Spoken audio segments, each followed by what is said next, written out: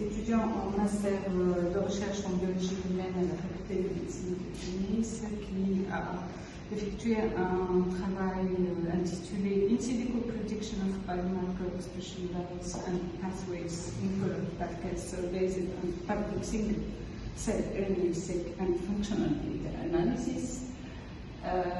Vous avez une vingtaine de minutes pour présenter l'essentiel de vos résultats.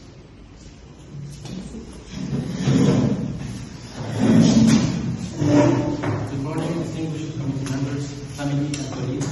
Today I'm presenting my master's research on in silico prediction of biomarkers expression levels and pathways in colorectal cancer based on public single-cell RNA-seq and functional data analysis. To start with, I'll be reading of the subject as you're seeing ahead, starting with the introduction, moving next to the methodology, where I will highlight the key points I went through. After that, I will show the results and open among it the discussion. Finally, we'll head to the conclusion and perspective section. So let me begin by setting the stage. Why does colorectal cancer demand our urgent attention? Colorectal cancer, the clinical challenge, the burden. CRC isn't just another cancer, it's a global health crisis. It stands as the third most commonly diagnosed cancer worldwide, and is the second leading cause of cancer-related mortality. Despite research and therapeutic advances, far too many patients succumb to this disease. But behind these statistics lies a fundamental problem, a clinical challenge that has frustrated oncologists and researchers alike. And here is the heart of the challenge, heterogeneity. The sad truth is this: no two tumors are the same. Even within a single patient, even within a single tumor, cells differ dramatically. Some are proliferating aggressively, some are durable, some respond to therapy, others resist it entirely. This diversity is what drives treatment failure. So, what's holding us back? The answer lies in three critical limitations. First, we still have a limited understanding of the tumor microenvironment. Second, bulk sequencing masks several complexity, as traditional sequencing approaches give us an average blurred photograph of thousands of cells mixed together.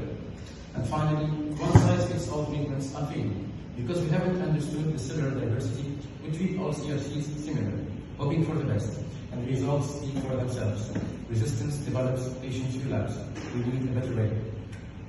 This brought us to realize the gap between where we are and where we should be. Not as a mass, not as an average, but at cellular resolution. We need to know which cells are doing what and which pathways are activated in which populations.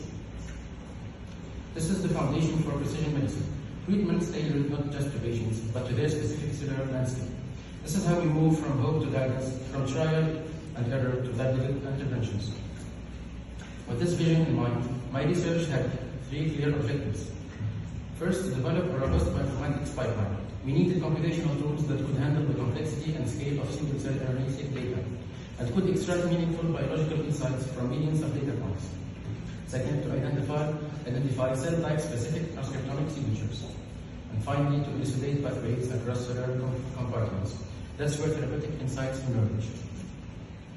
These objectives formed the roadmap of this research, and now I will show you how we try to achieve them. So let's get into science. We worked on two publicly available single-cell RNA-seq datasets. In totality, we analyzed 23 tumor samples and 7 normal samples, giving us a total of 77,786 individual cells to work with, and each telling us something about the tumor landscape. But raw data is just noise without the right approach, so we had to make a robust pipeline to transform this into biological insight. Our methodology unfolded in three carefully designed stages. Stage 1, adaptive quality control. Stage 2, optimized integration. And Stage 3, rigorous compositional analysis. Between each stage, we performed critical steps to ensure that we weren't just generating numbers, we are extracting biology. So let's break it down. We start with the first stage, quality control. Before our approach, most researchers typically applied arbitrary thresholds, such as, let's keep cells with more than 200 genes. It sounds reasonable, right? Wrong. Biology isn't that rigid. A threshold that works for one data set might destroy biological insight in another one. In our approach, we implemented a median absolute deviation-based, data-driven approach. What does that mean? Instead of forcing the data into predefined boxes, we let each dataset speak for itself. MIT allows us to identify outliers statistically and slightly more objectively. As you can see in this diagram, we define quality thresholds dynamically. The data you see flagged above the divided line in blue are the outliers, low quality cells that we removed. This approach gave us three critical advantages. One, it's adaptive, tailored to each dataset's characteristics, it's generalizable, and it's biologically honest. Now, before moving forward, we had to know what cell types we were working with. So we performed automatic cell type annotation. But when, why, how, and who? When? Right after quality control and before integration. Why before? Because getting area labels let us validate that our quality control hadn't removed entire cell populations. How? Using cell typist, a machine learning tool trained on reference atlases. This gave us a preliminary map of the cellular landscape we were working with. Here's where things get technical, but please stay with me because integration quality really matters. We have two data sets, different patients, different sequencing rounds, different technical batches. If we just combine them naively, we'll be confounding biological differences with technical ones.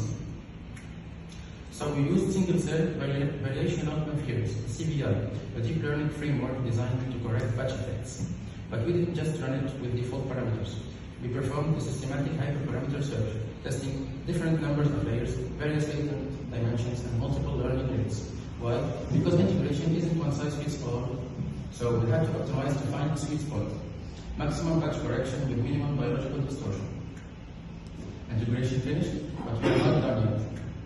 Automatic annotation is powerful, but it's not perfect, especially for rare cell types. So we had to check manually in 3 steps. Step 1, by overclustering. We intentionally created more clusters than expected cell types. Why? To capture subtraction.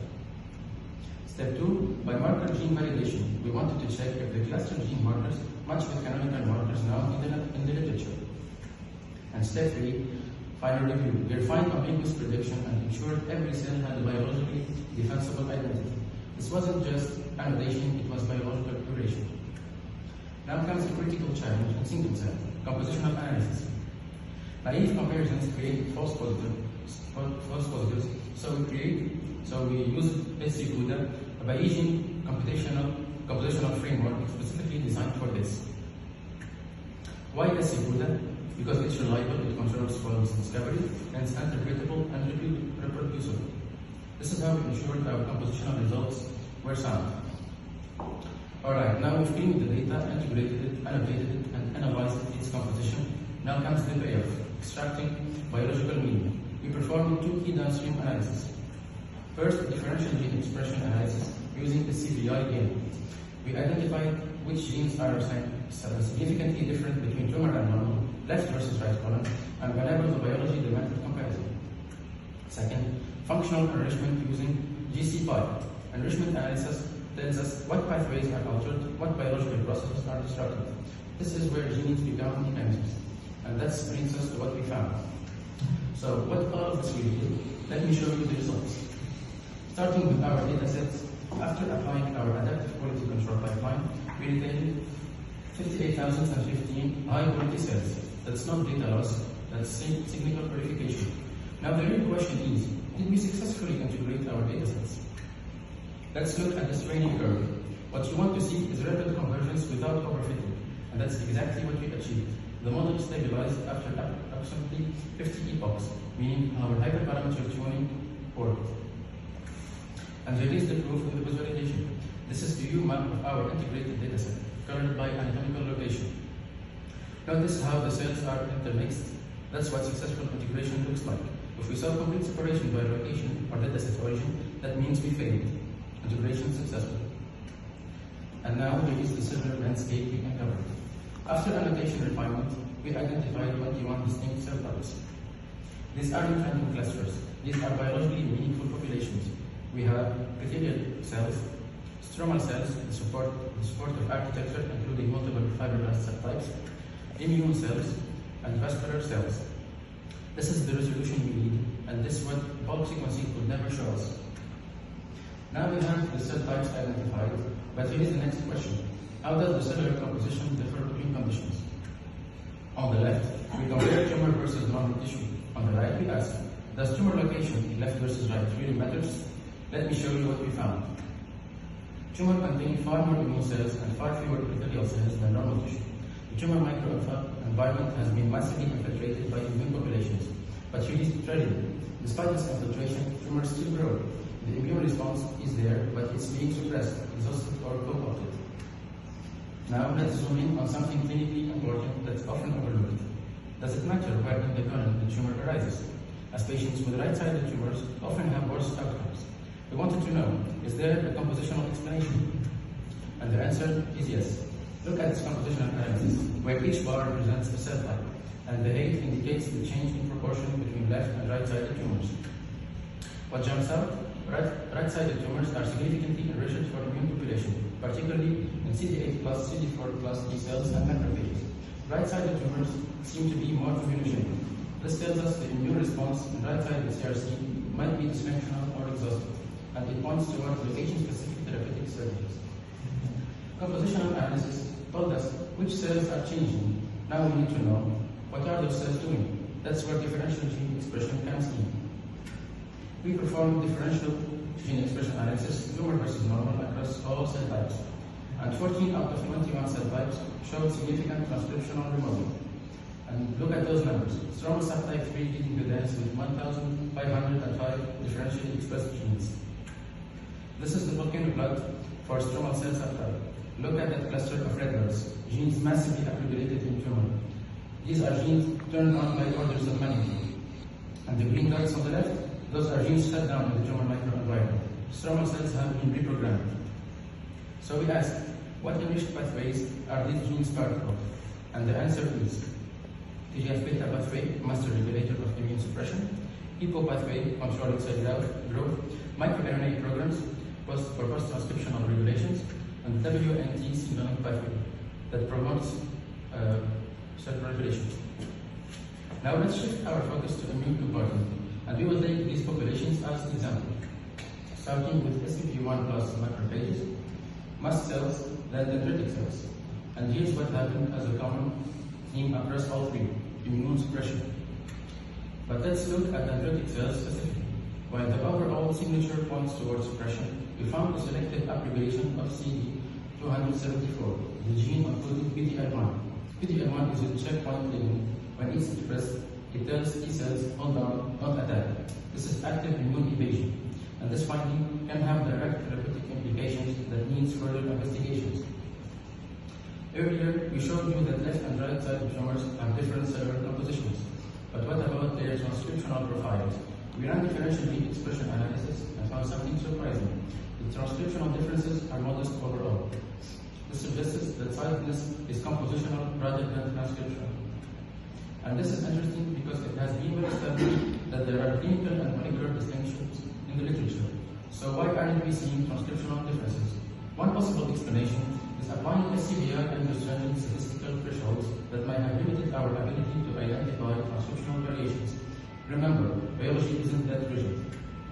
However, there is one striking exception to this pattern. Stromal subtype 3 again showed dramatic transcriptional divergence between left and right tumors with 955 differentially expressed genes. Now, let's talk about something really important. CRC has been classified into consensus molecular subtypes, 4 main groups with distinct biology. We focused on 2, CMS2 with a canonical type, and CMS3 with metabolic subtype. And when we looked at their tumor epithelial cells, we found profound transcriptional divergence, with 1,550 differentially expressed genes between the two. So what's driving the CMS2 signature? CMS2 have a distinct enrichment focusing on metabolism, LD, HB, and one-carbon metabolism pathways, focusing on biokinases, specifically mitochondrial components, and proliferation, genes like CD8 and 3. These features align with CMS2 canonical epithelial characteristics, rapid division, and high biocentric demand. Now, what about CMS3? CMS3 is enriched for long non-coding RNAs, particularly MALAT1 and NEAT1. Let's pause on MALAT1. A 2014 study by Hong and al. showed that in CRC, MALAT1 is associated with enhanced metastatic potential, chemotherapy resistance, and poor prognosis. Also, it's enriched for apoptosis resistance, specifically TNF-RSF10D, decoy receptor for Treg. And here is why that matters. It's a decoy receptor. It binds Treg, a death signal, but doesn't transmit it, protecting the tumor from apoptosis. This is one mechanism explaining why TME-based therapies have failed in clinical trials. And it is enriched with metabolic programming, genes like AMGPTL4. These tumors have shifted their energy metabolism with CMS3 metabolic characteristics, as described by Bean and Orr in 2015. All of this differential gene expression analysis led us to identify a set of potential biomarkers with diagnostic, prognostic, and therapeutic value, such as CD274 encoding for PD-L1, TNF-RSF10D for prognosis, and TREG1A, a potential biomarker for CRC detection and prognosis. And the second group that needs further investigation in CRC specifically, MALAT1 for prognosis, PGE4C, and EZH2. And COL3A1, a suggested biomarker for diagnostic and progression by Hosseini and al. in 2023. So let's take a step back and look at the complete picture. What have we learned from this single-cell journey? First, cancer-associated fibroblasts are master regulators of the tumor microenvironment. Second, the coordinated immune suppression observed could explain therapy resistance. Third, silence is about cellular composition, not uniform programming. Fourth, CMS subtypes, which we've known at bulk level, are now validated at single-cell resolution. Fifth, we've established a robust methodological framework in the first rigorous compositional analysis of colorectal cancer. And finally, CRC requires ecosystem-level therapy. You can't keep treating this disease with one-size-fits-all approaches. We need combinations tailored to CMS subtype and anatomical location. Of course, no study is without limitations. So let's work through the constraints of this work. First, cross-sectional. That means we can identify associations, but we can't establish temporal causality. Second, limited clinical metadata. The public datasets we used were missing key information like patient survival, sex, cancer stage, CMS classification. Third, no functional validation. Everything we shall do is in silico. We haven't taken these findings into the wet lab to test them experimentally. And fourth, it's single-cell focusing. Our study being single-cell is a limitation in itself, because single-cell resolution doesn't give us the full picture. So, where do we go from here? We have 5 key directions. 1. Functional validation in experimental systems is a must. 2. We need to incorporate spatial transcriptomics to map tissue architecture. 3. We need multi-omic integration approaches going beyond TME to get a more complete picture. 4th, we need clinical validation with patient outcomes. And 5. Longitudinal studies to capture tumor evolution. These limitations aren't failures. They are invitations. Every question we couldn't answer is a path forward for the next phase of research. Finally, I would like to express my gratitude to my supervisor, Dr. Sabira, head of the Beams Laboratory at the Pasteur Institute of Tunis, for his guidance and supervision throughout this work, my team cousins, my family, and my wife for their continued support and encouragement. All of those who contributed to making this research possible. And thank you for your attention. Thank you. Thank you so much, Mr. Mutala. Very nice presentation.